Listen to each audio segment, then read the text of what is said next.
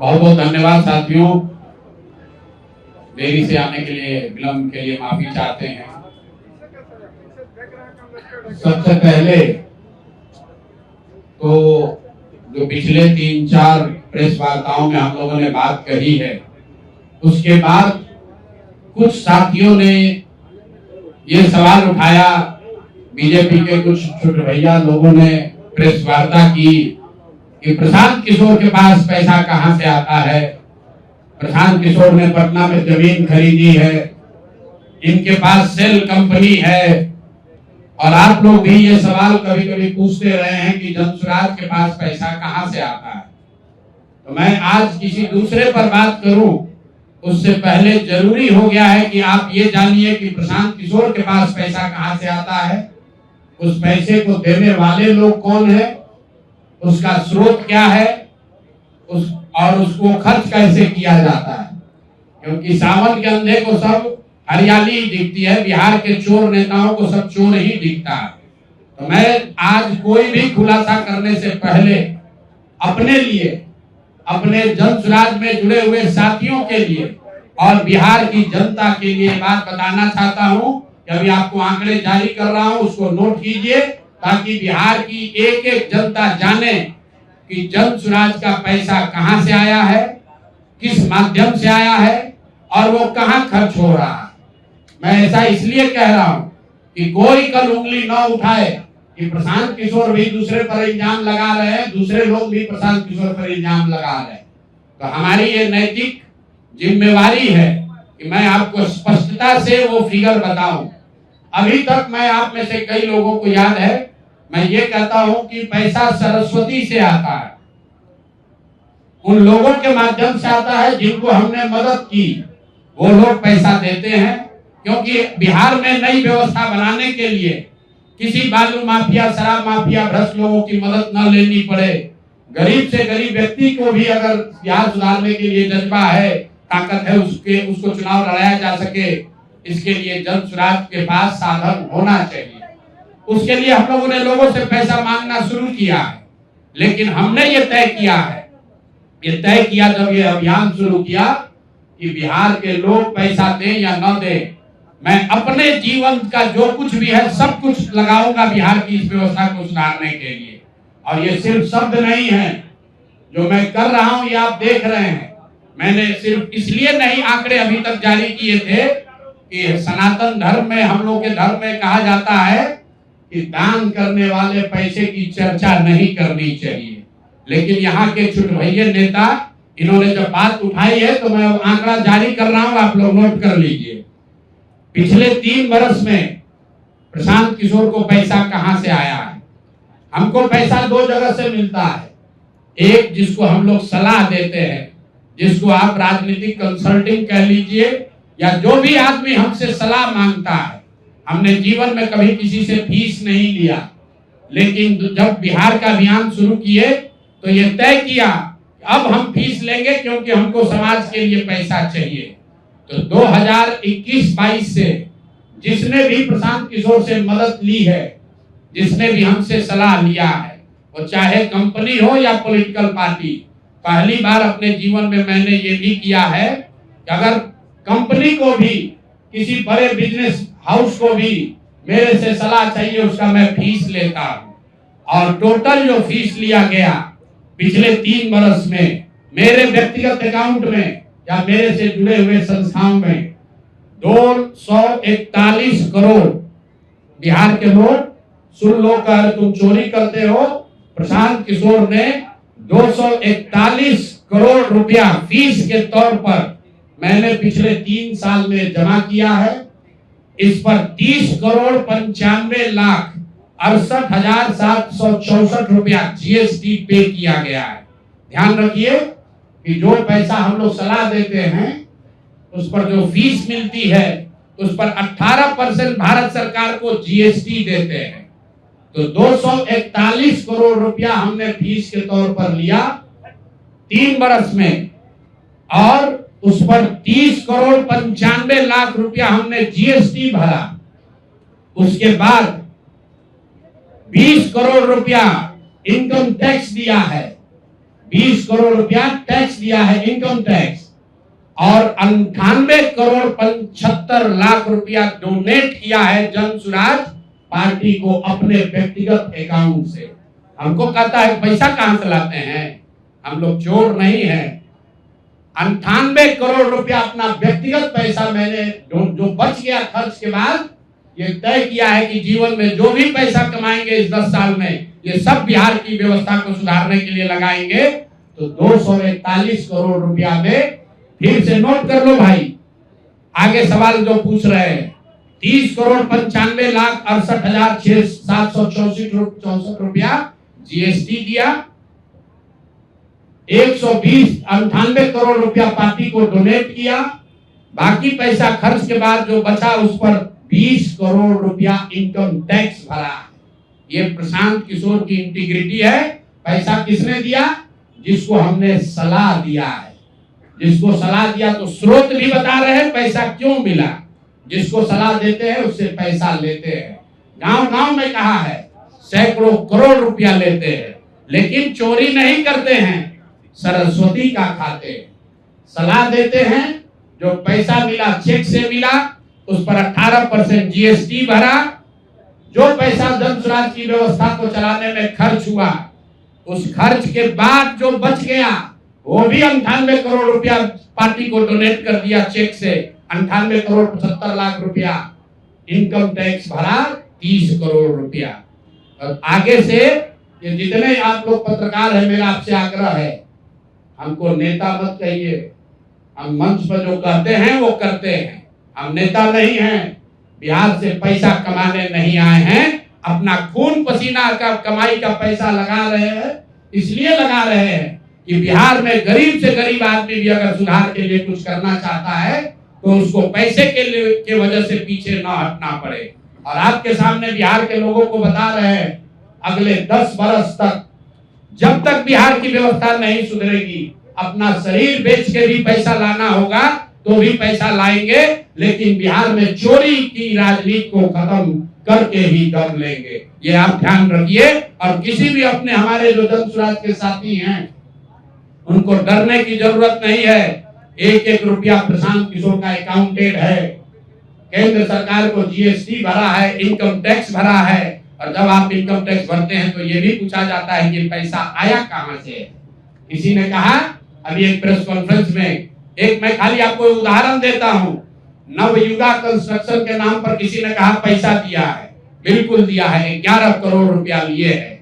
11 करोड़ रुपया 2 घंटा सलाह के लिए लिए। उनको एक प्रोडक्ट लॉन्च करना है, वो लॉन्च करने के लिए हमसे सलाह चाहिए, तो 11 करोड़ रुपया हमने कहा पार्टी को डोनेट करो, तब 2 घंटा का सलाह देंगे। ये बिहार के लड़के की ताकत है, ये सरस्वती की ताकत है। हम लोग चोरी नहीं करते, नवयुगा से घूस नहीं लेते हैं, अपना जहां मेहनत करते हैं उसका फीस लेते हैं, और जो भी पैसा मिलता है अपना खर्च काट के जो बच जाता है वो पार्टी में डोनेट करते हैं। और हमने अपने साथियों से भी कहा है कि बिहार में जाकर लोगों से पैसा मांगने से पहले आप अपना जितना डोनेट कर सकते हैं वो कीजिए। और मैं लोगों को कहूं उससे पहले हमने अपने आप पर ये जिम्मेवारी ली है कि जो भी 10 साल में पैसा कमाएंगे सारा पैसा बिहार को बनाने सुधारने के लिए डोनेट करेंगे।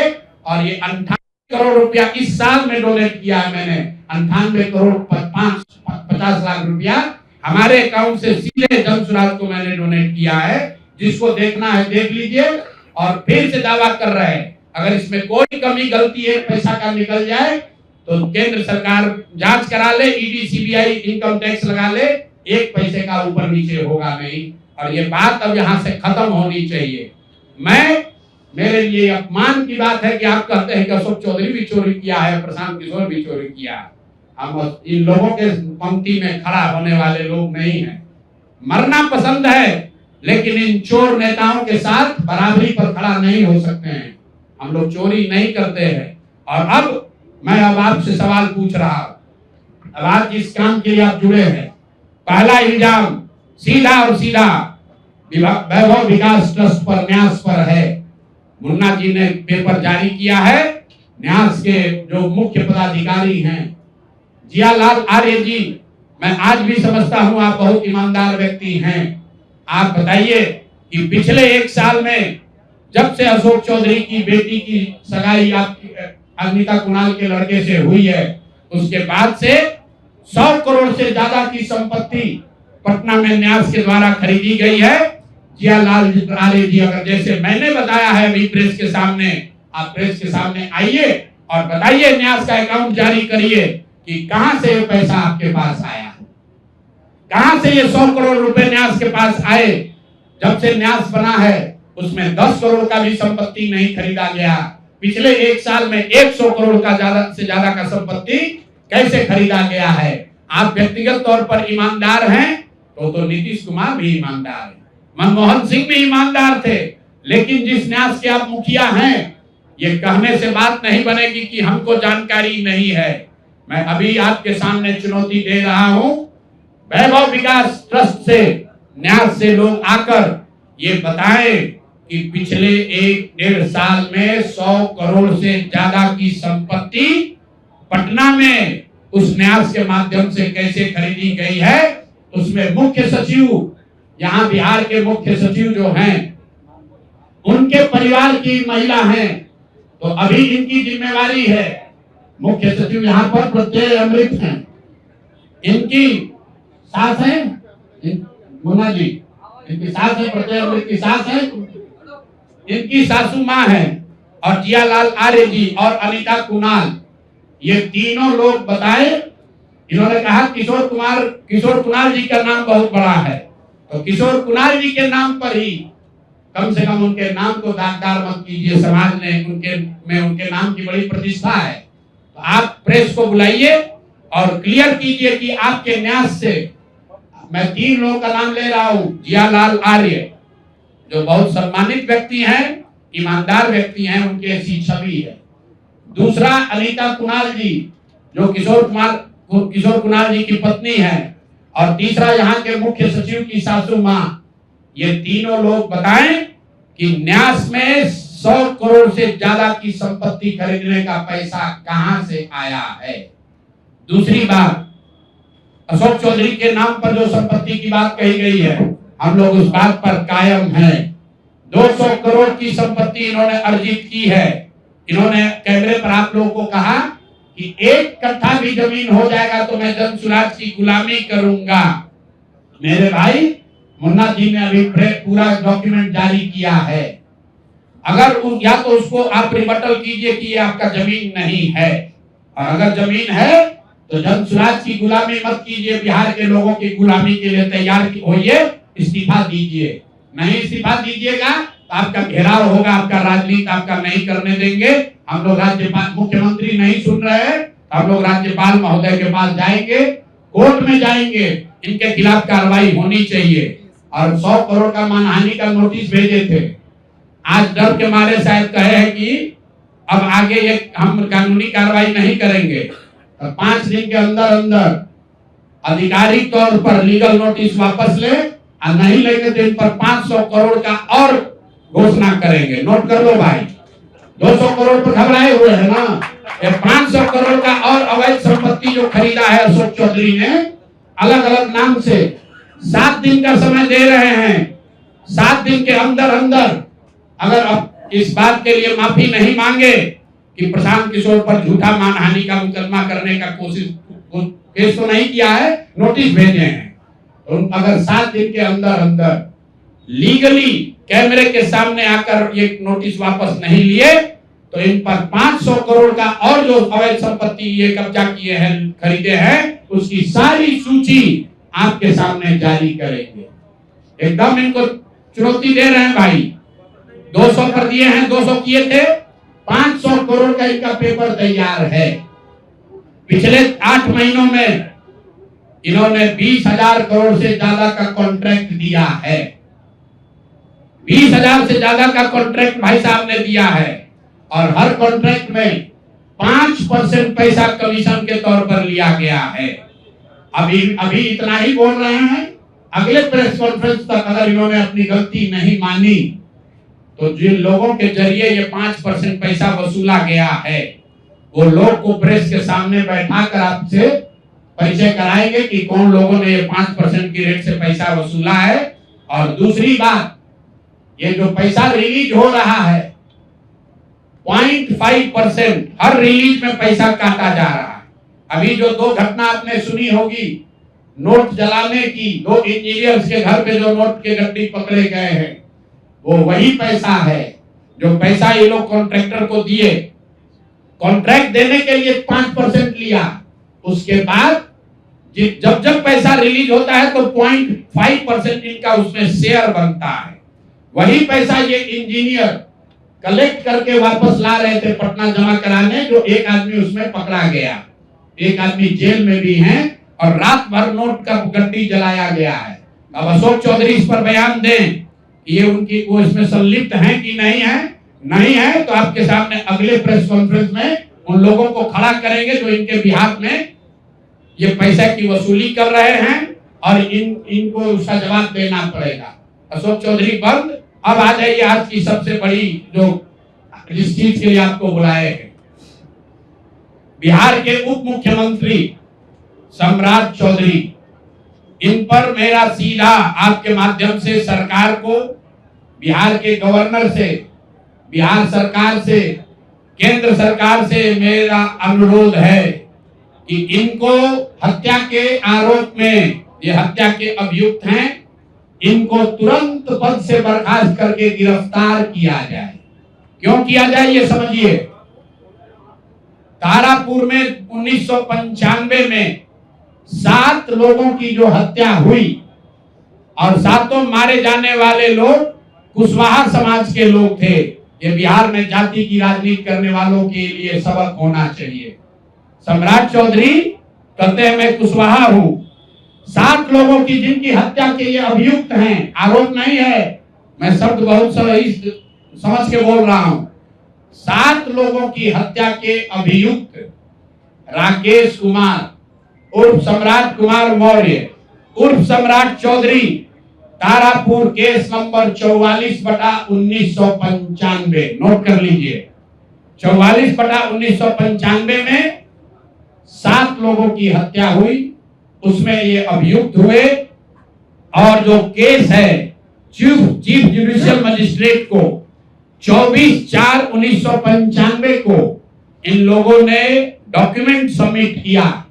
बिहार विद्यालय परीक्षा समिति का एक एडमिट कार्ड सबमिट किया जिसमें बताया गया कि KNVMH सम्राट, ये स्कूल का नाम है, कुमार सर एक स्कूल का नाम है जहां से ये एडमिट कार्ड इशू हुआ है। सम्राट चंद्र मौर्य, पिता का नाम Shakuni Choudhary, date of birth 1/5/81, result fail, number आया 268, कैटेगरी प्राइवेट। ये सुप्रीम कोर्ट का डॉक्यूमेंट है जो सम्राट चौधरी ने जमा किया है, जिसमें ये बताया है इनका डेट ऑफ बर्थ 81 है, उसके हिसाब से 95 में चीफ जुडिशियल मजिस्ट्रेट ने नाबालिग होने के नाम पर इनको वहां से राहत दी। इनको जेल से निकाला गया क्योंकि ये 15 साल के थे और कानूनन 18 साल से कम उम्र के बच्चे को अभियुक्त के तौर पर जेल पर नहीं रखा जा सकता था।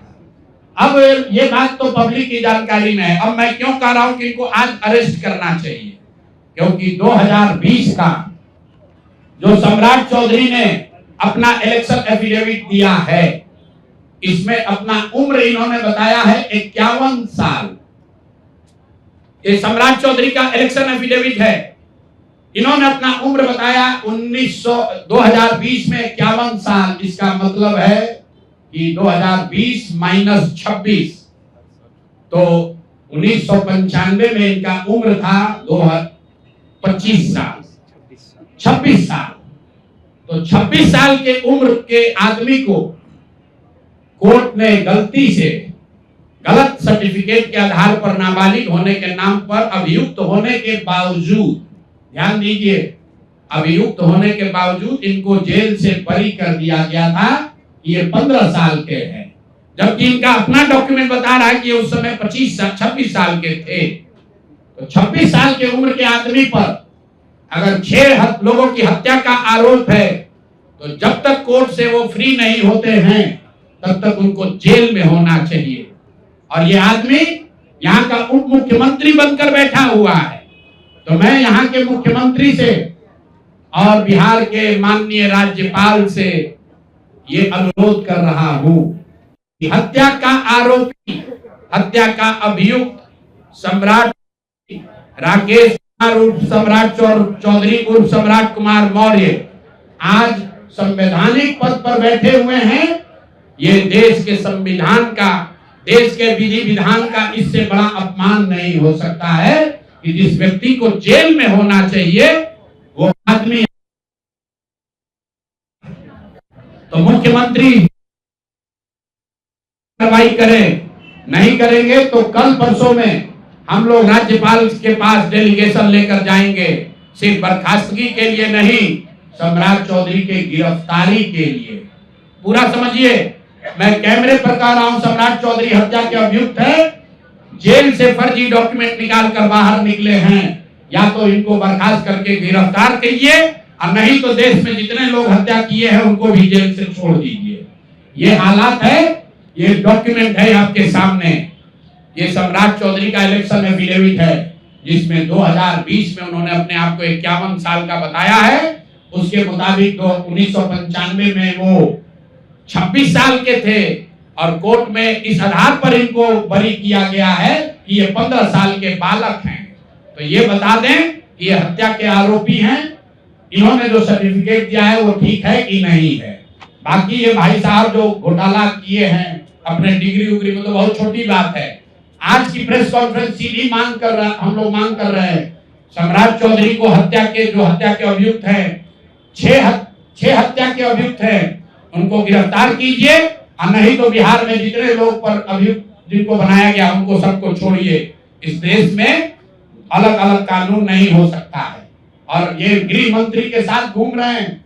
मोदी जी को हम लोग कल पत्र लिखेंगे कि आपके पार्टी का नेता, जितने लोग भाजपा के समर्थक हैं, भाजपा के जितने लोग नेता हैं, कार्यकर्ता हैं, वोटर हैं, आपके जरिए से सबको बता रहा हूं, मेरे भाई एक बार अपने दिल पर हाथ रखकर सोचो, जिस व्यक्ति पर 6 लोगों की हत्या का आरोप है, जो व्यक्ति 6 लोगों की हत्या का अभियुक्त है, उसको तुम अपना नेता बनाकर बिहार का उप मुख्यमंत्री बनाए हो और तुम अपराध की बात करते हो, तुम जंगल राज की बात करते हो। तो सम्राट चौधरी को अभी के अभी पद से इस्तीफा देकर पुलिस को अरेस्ट करना चाहिए और अगर पुलिस अरेस्ट नहीं करती है तो हम लोग कोर्ट में मूव करेंगे, कोर्ट के संज्ञान में इस बात को लाएंगे कि साहब ये बताइए कि कैसे आपने इनको बेल दिया है, कैसे इनको आप समाज में बाहर रहने की अनुमति दे रहे हैं। और सम्राट चौधरी की अंतिम बात उनके अपराध की गाथा की, सिर्फ हत्या के अभियुक्त नहीं है। बिहार में पुरानी पत्रकारिता करने वाले लोग, आपने शिल्पी गौतम के रेप और हत्याकांड की कहानी सुनी होगी। आपने सुना होगा कि लालू जी के जंगल राज का जब चरम सीमा था, जितनी यहाँ माताएं बहनें हैं, जो पढ़े लिखे लोग, समझदार लोग हैं, स्वच्छ छवि वाले बिहार में रहने वाले लोग हैं, याद कर लीजिए शिल्पी गौतम रेप और मर्डर केस, जिसमें एक डॉक्टर के लड़के को और शिल्पी गौतम के साथ ऐसा आरोप लगा था कि उनके साथ सामूहिक बलात्कार और उसके बाद उनकी हत्या कर दी गई थी। साधु यादव पर उसका आरोप लगा था, बड़ी हंगामा हुआ, सीबीआई में केस गया। मैं आपके माध्यम से आज पूछ रहा हूं कि क्या अभी के उप मुख्यमंत्री सम्राट चौधरी उर्फ राकेश कुमार उर्फ सम्राट कुमार मौर्य उस केस में संदिग्ध अभियुक्त के तौर पर नामजद थे या नहीं थे, ये प्रेस में वो बता दें, उसके बाद हम उसका डॉक्यूमेंट आपको जारी करेंगे। इनका सीबीआई ने इनको अभियुक्त के तौर पर इनकी जांच की थी कि नहीं, उस मुकदमा में इनको नामजद संदिग्ध बनाया गया था कि नहीं, ये सीधा आपको बता रहे हैं। ये आए और ये पूरा केस तब के भाजपा के नेता सुशील कुमार मोदी जी ने उठाया था, और तब सम्राट चौधरी यही साधु यादव और राजद के गैंग के हिस्सा थे।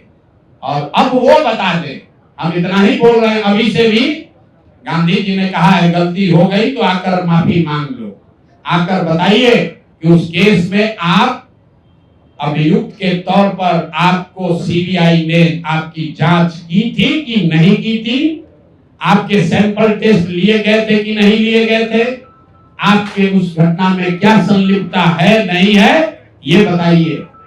उस केस में आपको बता देते हैं, लालू जी का प्रभाव था, साधु यादव को बचाने के लिए केस को बंद कर दिया गया, लेकिन वो केस खत्म नहीं हुआ। पटना के एक एक आदमी को याद है वो घटना। तो अब राकेश कुमार बताएं, आज के सम्राट चौधरी बताएं कि उस केस में इनकी भूमिका क्या थी, उसमें ये नामजद थे कि नहीं थे, और थे तो इन्होंने इसको डिस्क्लोज क्यों नहीं किया। अब आज का घोषणा खत्म। मैंने अपनी बात बताई कि हमारे पास पैसा कहां से आया, कितना किसने दिया, कितना टैक्स भरा, और जो पैसा बचा उसका मैंने क्या किया। दूसरी बात मैंने अशोक चौधरी को बताया। अशोक चौधरी से पहले पाक साहब बनने वाले वैभव विकास न्यास पर सीधे सवाल है कि जनता देख रही है, ईमानदार अगर आप हैं तो सामने आइए और जवाब दीजिए कि 100 करोड़ रुपए की संपत्ति आपने पिछले 1-1.5 साल में पटना में कैसे खरीदी है, और अशोक चौधरी ने आपको पैसा दिया है या नहीं दिया है, किसी दूसरे ने दिया है कि नहीं। तीसरी बात मैंने कही कि अशोक चौधरी पर 200 करोड़ का हमने बताया है, 200 करोड़ का बेनामी संपत्ति खरीदने का आरोप लगाया है। आज अशोक चौधरी ने शायद ये कहा है कि अब वो कानूनी दाव पेच छोड़कर राजनीतिक लड़ाई लड़ेंगे, इससे बात नहीं बनेगी। कानून का मदद लेकर जनता के आंख में धूल झोंकने का जो कोशिश किए हो अशोक चौधरी, या तो मानहानि का नोटिस आधिकारिक तौर पर वापस लीजिए, नहीं तो 7 दिन के अंदर आप पर 500 करोड़ की जो और बेनामी संपत्ति का कागज मेरे पास है उसको भी बिहार की जनता के सामने जारी करेंगे। और चौथी बात जो मैंने बताई, अभी के उप मुख्यमंत्री सम्राट चौधरी, जिन पर 6 लोगों की हत्या के जो अभियुक्त हैं और कोर्ट ने जिनको राहत नहीं दी, बरी नहीं किया, सिर्फ नाबालिग होने के गलत सर्टिफिकेट की वजह से कोर्ट ने इनको छोड़ा है। अशोक चौधरी ने खुद मान लिया है अपने इलेक्शन एफिडेविट में कि 1995 में उनकी उम्र 26 साल थी। तो अब अशोक चौधरी को तुरंत पद से बर्खास्त करके उनको गिरफ्तार किया जाना चाहिए। सम्राट चौधरी, सॉरी, ये दोनों चौधरी में कंफ्यूज कर गए। सम्राट चौधरी उप मुख्यमंत्री को जो हत्या के अभियुक्त हैं, इनको पद से सिर्फ इस्तीफा नहीं देना है, इनको पुलिस अगर गिरफ्तार नहीं करती है तो जन सुराज कोर्ट में मूव करेगा। कल हम लोग गवर्नर से टाइम लेंगे। और अंतिम बात जो मैंने कहा कि अगर इससे भी बात नहीं बनती है, इनका आपराधिक चरित्र खुलकर नहीं आपको दिखता है, तो शिल्पी गौतम हत्याकांड में अपनी भूमिका पर आकर प्रेस में बता दें कि ये उसमें एक संदिग्ध अभियुक्त के तौर पर सीबीआई ने इनकी जांच करी थी कि नहीं करी थी। अगर ये करते हैं नहीं की थी तो हम आपको डॉक्यूमेंट जारी करेंगे, सीबीआई के डॉक्यूमेंट, कि इनकी स्थिति उसमें क्या थी। अब मेरा बात खत्म हुआ, अब आपको जो सवाल करना है वो कर लीजिए।